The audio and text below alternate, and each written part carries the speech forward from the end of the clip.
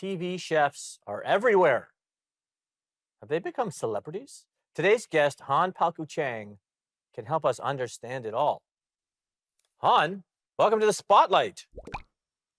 Thanks for having me. Pleasure to be here. You know, it's crazy because we've known each other for a long time. And then in the last couple of years, your career just blew up in the television space. And I don't know. I mean, you basically dominated Top Chef. I think you were the runner-up, correct? Like you went really, really, I, really far.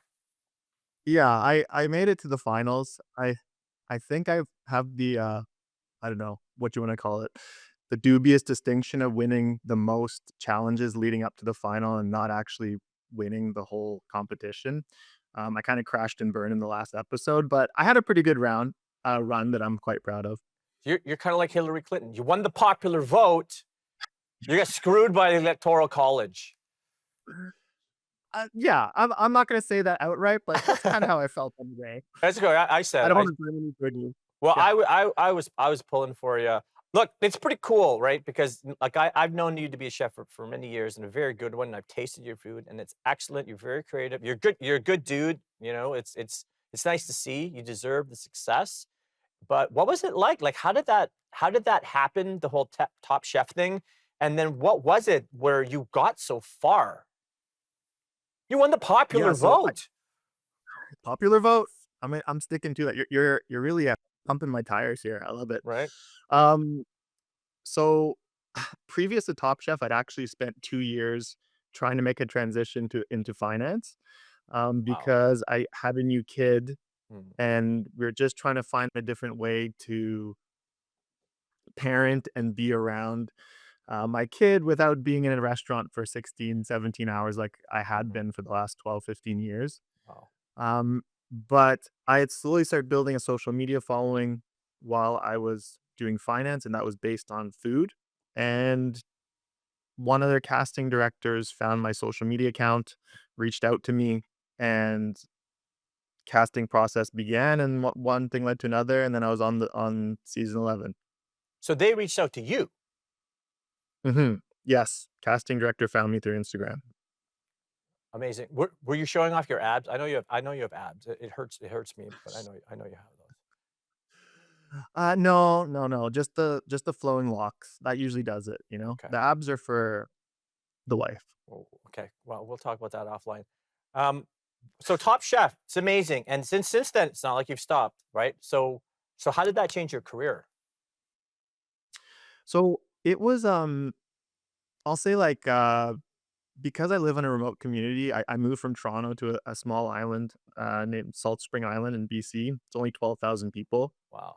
So, I think the the benefit of that show was a bit muted for me because I'm not in a big city. Hmm. A lot of my friends who did the show had people coming to their restaurants all the time and, stopping them in the street. But for me, because I'm in a small community, I didn't get all of that at Hmm. one time.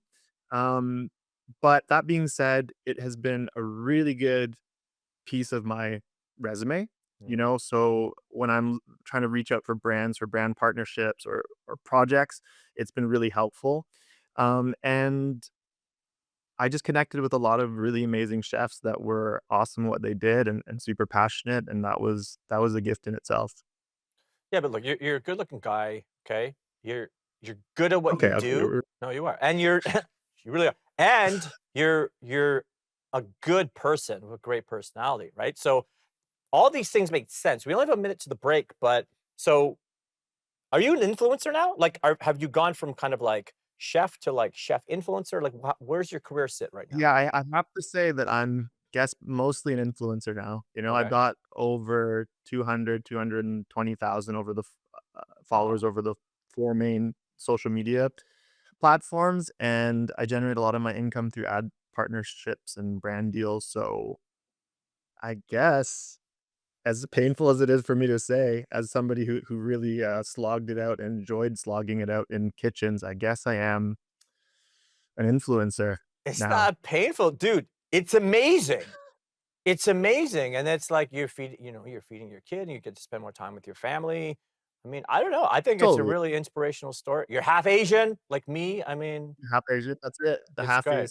halfies, Okay, happy pride, that's right. let's go to commercial. We got 3 more segments, but dude, I'm so impressed by you and excited to learn more. We've got 3 more segments with Han Palcu-Chang on the spotlight. Welcome back to the spotlight. I'm here with Han Palcu-Chang. Okay, Han. Look, you're an influencer now, but you're also a chef. I have questions about food because I'm not really like a guy who pays attention to cooking shows that much because I don't cook. Like I don't know anything. I am the anti Han, but I know it's a very very popular thing to do. I think, to be honest, I think the people who cook food on television might be the most famous people. They're certainly up there. Like how is this turned into a thing, right? It just seems like cooking food is the new way to get famous. Yeah, I think there's definite element of truth to it. I think cooking is interesting because it kinda intersects or sorry, cooking, but being a chef in general Mm, kinda intersects a bunch of different archetypes, right? There's, like, the leader, the mm, craftsman, the artist, the performer, the provider. So there's a Venn diagram with all these things that lead up into it and circle around a chef. And I think that resonates with a lot of people. There's a lot of mm, things that people can latch on to when they see a chef, and that's why they have become quite popular because everybody can relate to a certain element of what a chef does and what they're about, you know? And then mm. I think the base level, everybody has to eat. So everybody understands food on a very fundamental level.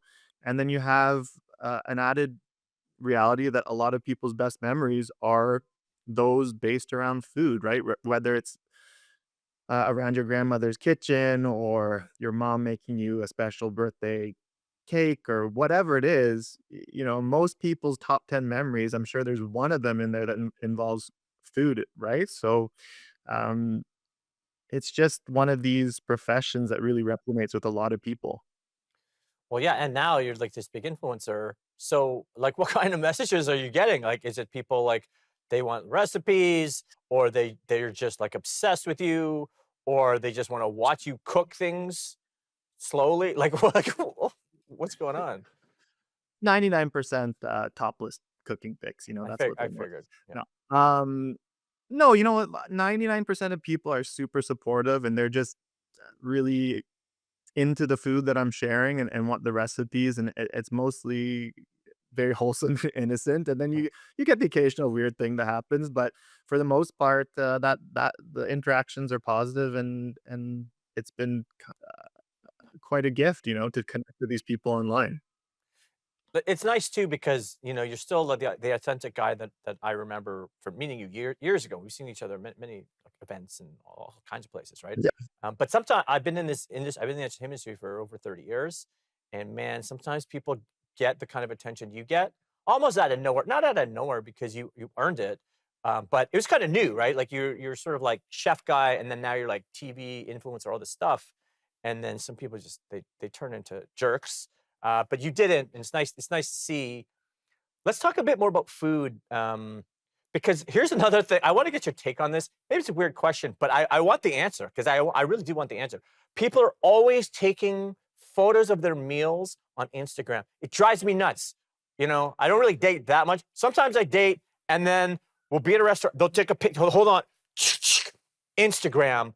What the hell are yeah. people doing? What is that? Why are they doing So this? so I still don't know. I guess it's just this urge to share whatever they're experiencing. I personally find it a little cringy, even though I am Right. the guy with the camera at home all the time, because at the end of the day, most of those pictures are horribly lit. Doesn't reflect the food. Are you really looking back on those photos in 6 months' time, and are they giving you any joy? So I don't really get it personally. I guess it's just this phenomenon where everybody feels like they need to share their badly lit, crappy photo of everything, just not Right. just food. But it's interesting because food is a thing, right? On Instagram, it's not like they're going to the bathroom taking a picture of the toilet, you know? It's, No. they're not taking a picture of their closet, maybe if they're a fashion influencer, but like a lot of people, it's like meal. So it's interesting because you're talking about people's relationship with food. There's like a psychology or something, you know?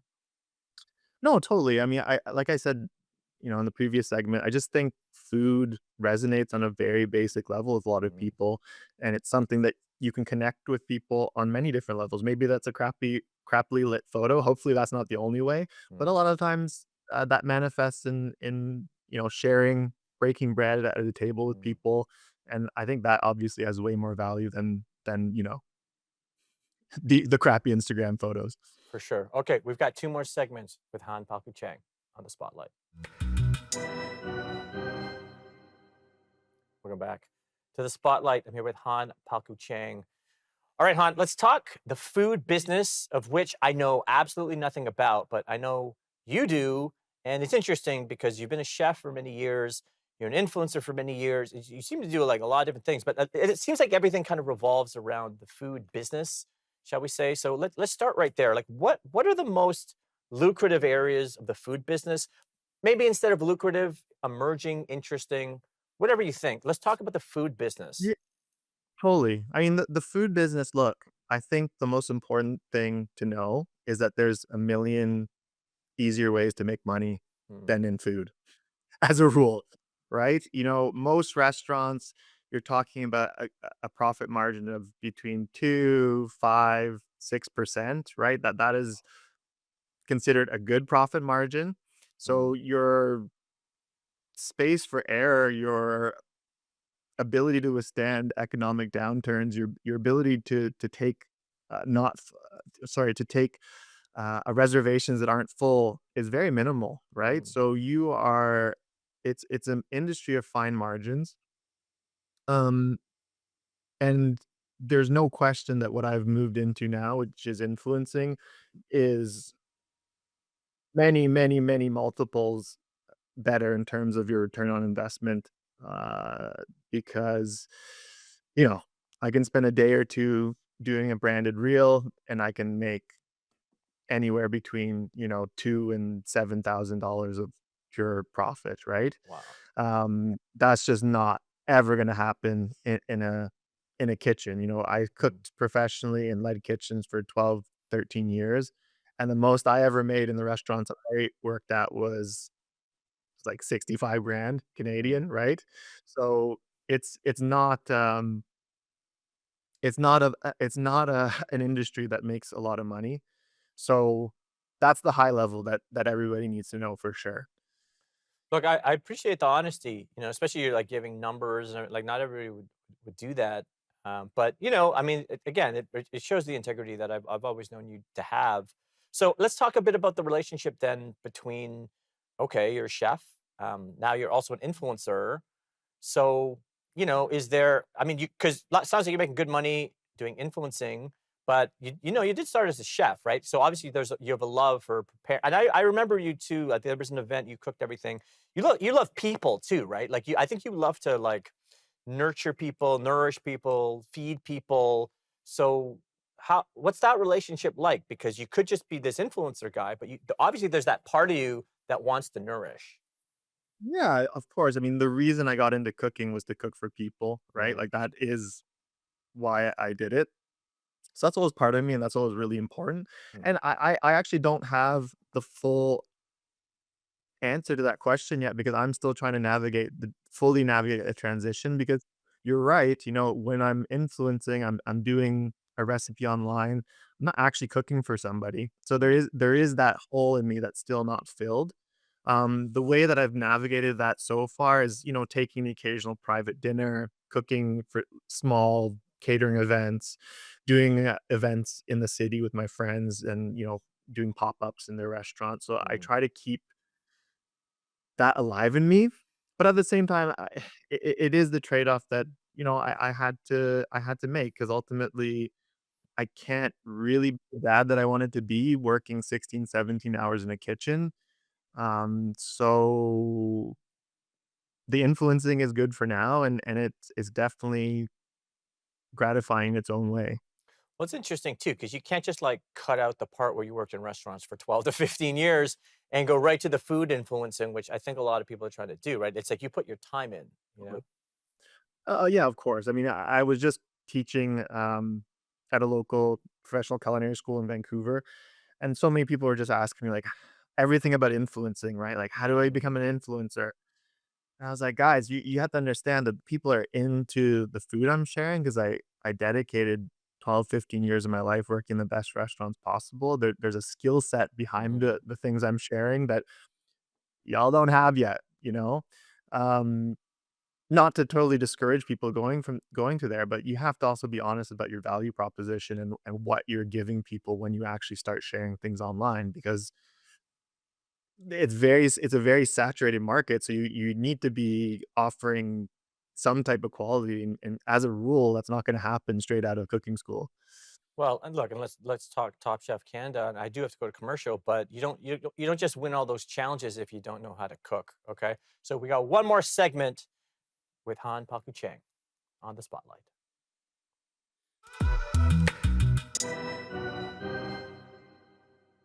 Welcome back. The spotlight. I'm here with Han Palcu-Chang.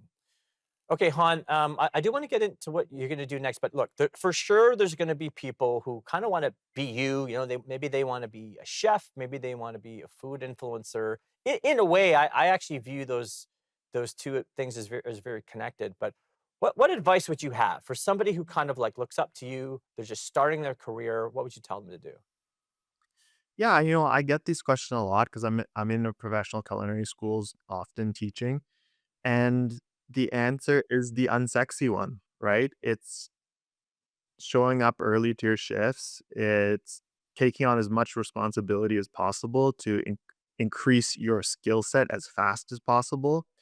It's staying humble. It's keeping your head down, saying yes, chef, and just taking in as much as you can and trying to learn as much as you can. And then, you alluded to this before, and I don't want to toot my own horn, but it is also just making effort to be a good human to the people around you, just be generous with your time. And this industry has an amazing way to repay that effort, for a creative profession. Um, Cooking has that way to repay you. It's not like a busker on the street of Toronto who is an amazing musician and will never get that record deal. Cooking is not like that, but you very, very rarely see somebody who has talent, who has treated people well, who has drive, not succeed. So it gives back what you give. Look, that's very encouraging. Okay, so look, you got a lot of options in front of you. What's next? What's next for Han? I think just really building momentum on the social media front. I feel like we're just starting to really get serious traction in the last year. And we're over 200,000 followers on the four platforms, and I would like to push for more because I think what I'm offering has value, and I want people to experience some of the recipes and some of the storylines and things I'm sharing. And continuing to be involved with food in a creative way that doesn't necessarily mean, running a restaurant. So, I'm writing cookbooks, I'm putting on Asian food festivals on the little island I live on. I'm, you know, constantly being in touch with my chef friends to stay motivated and stay, interested and on top of what's going on, and on top of that, I also teach, as I said before, at a culinary school for professional students, and that's my way of passing it forward and giving back to the next generation. We have a little bit of time. I just want to throw it in. I'm a super fan of the TV show The Bear. Yeah. Do you watch that show? Like, what do you think? Is that real? Like, what's No, going on? so this is my answer to this. It's like, do, did D-Day veterans watch Saving Private Ryan and relax? I don't know. You Do know what I'm they? saying? I don't know. I have no I don't idea. know, I'm I pretty don't sure they know. don't, like, Right. Right. I look, there's lots of elements of truth. I think it's condensed and hyper dramatized because it's Right. Right. TV, right? But there's most elements in there are true. It's just the time frame and the intensity of it all is obviously exaggerated for TV, so I haven't been in many restaurants that are like that all the time, though there's elements of truth to it. But yeah, in general, I don't have anything bad to say about it. It's just I am not watching that to enjoy my spare time, you know? Like I brings Yeah, back too much PTSD. I figured it was just a fun question. Okay, where can we find you? What are your socials? How can we get people to follow you? We can get you even more. Yeah, so it's just at Han PC, HAAN PC on all of the social media channels. That's YouTube, TikTok, Instagram, and Facebook. And right now, Instagram is definitely the biggest one. Amazing, Han. I'm so happy for your success, and you know I've known you a long time, and it's great to see. And thank you for coming. No, I appreciate that. Thank you guys for having me, and I hope people enjoyed the conversation. You know, I root for guys like Han. I've known him for many years. Good guy, hard worker, um, lots of integrity. It's interesting, right? Because you know you can tell a lot about society by who it chooses to celebrate, and apparently we're hungry. We'll see you next time on the Spotlight.